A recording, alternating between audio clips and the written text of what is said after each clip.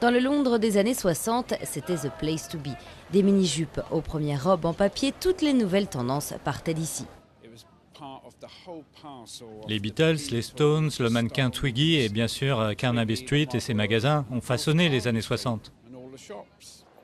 Carnaby Street sera toujours considéré comme le symbole mondial des 60s insouciantes, selon la curatrice de l'exposition qui célèbre les 50 ans du quartier, Amy Delahaye.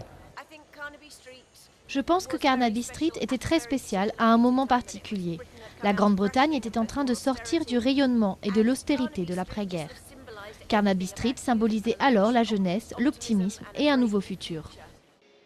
À travers une série de films, vêtements et photographies, l'exposition raconte l'ascension de Carnaby, un ancien refuge de malades durant la Grande Peste de Londres, devenu 300 ans plus tard le lieu de rendez-vous des célébrités du pays. Philip Townsend, célèbre photographe des Beatles et des Rolling Stones, a longtemps arpenté les rues du quartier.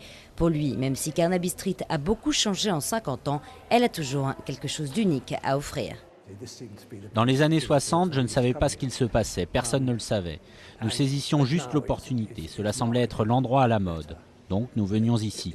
Maintenant, le quartier est mieux mis en avant. L'été s'est rempli, Carnaby Street a beaucoup de succès. Les prix sont raisonnables et il y a des vêtements qui n'existent nulle part ailleurs.